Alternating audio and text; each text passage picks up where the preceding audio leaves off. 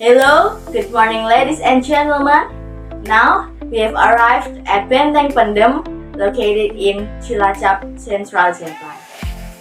Did you know there are actually 4 Benteng Pendem across different cities in Indonesia? And this one in Cilacap is one of the most iconic.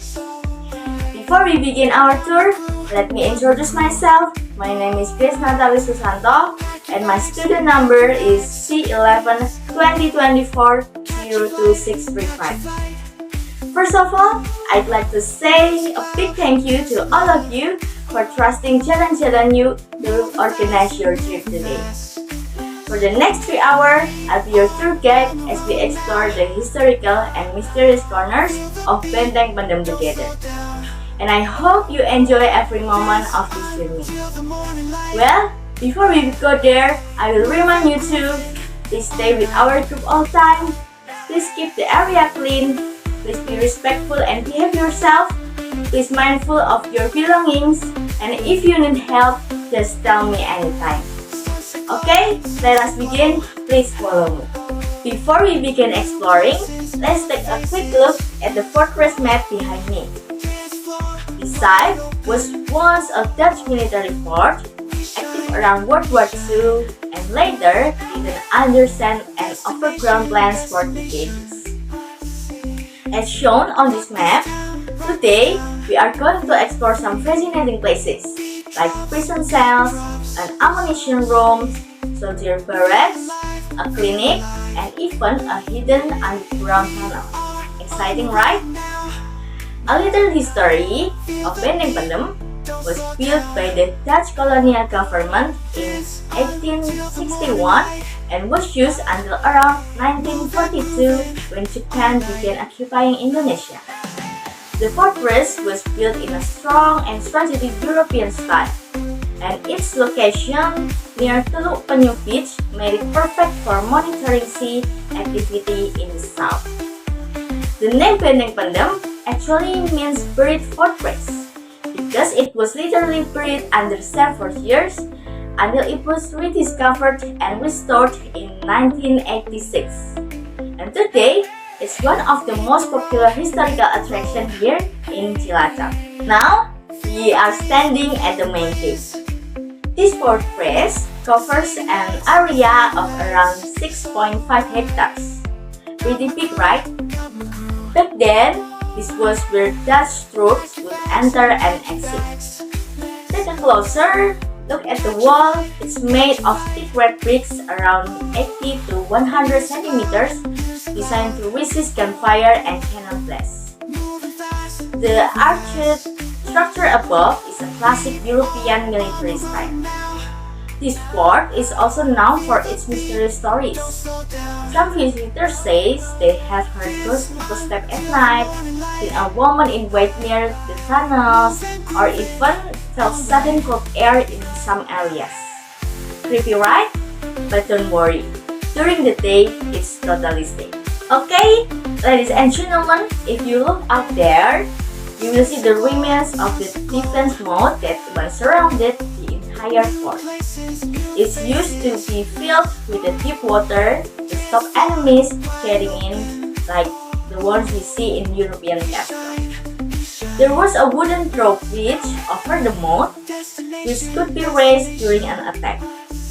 These days, the moat areas has been turned into a fun paddle boat ride for visitors.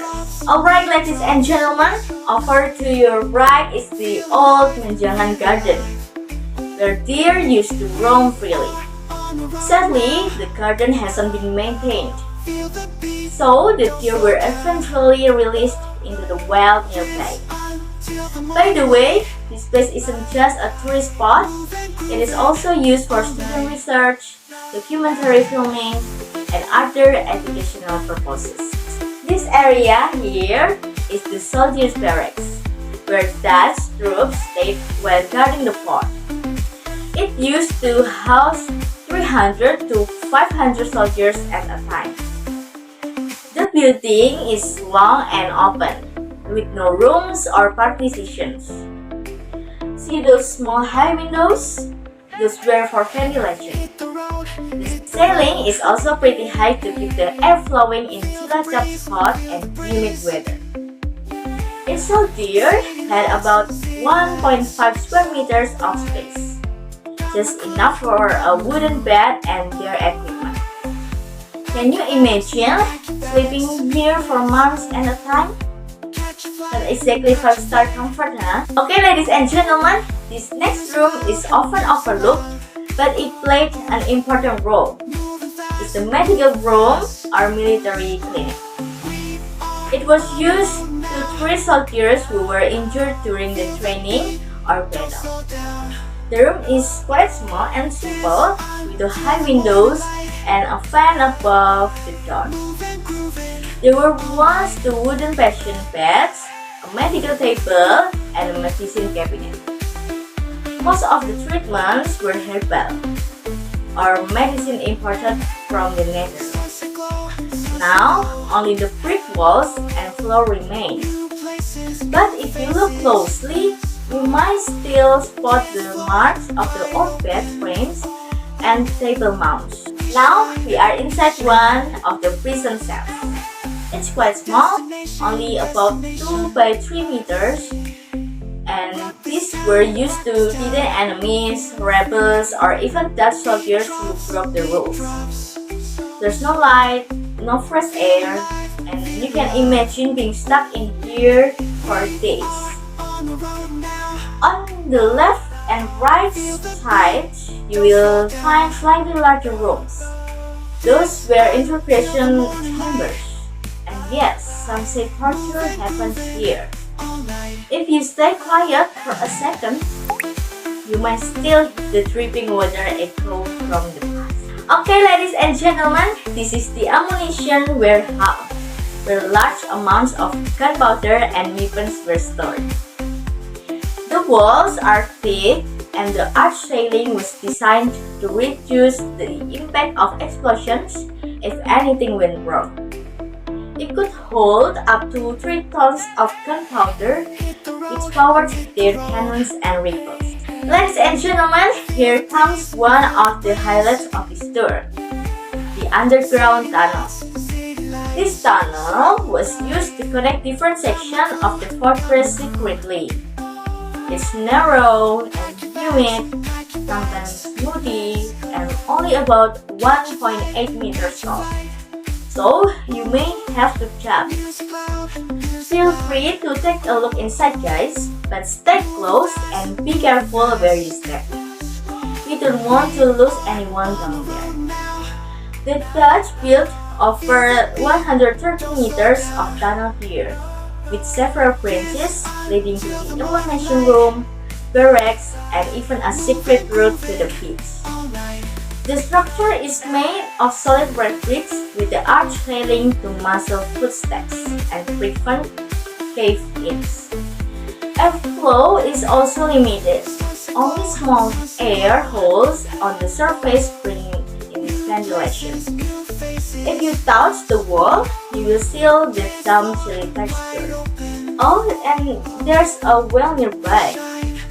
The water looks peaceful, but some say holds some spooky stories. Alright, ladies and gentlemen, that wraps up our tour around Benteng Pendem. We have seen the main gate, the underground tunnel, prison rooms, barracks, and clinic. This place holds so much historical value, showing us how military life was during the colonial era. We hope Benteng Pendem continues to be preserved and shared with the younger generation. Ladies and gentlemen, that is all the history of the Benteng Pendem, and I hope you enjoyed our trip today, and I would like to say thank you for visiting Benteng Pendem. I hope you want to visit again in another day to more explore. Once again, thank you and safe travels.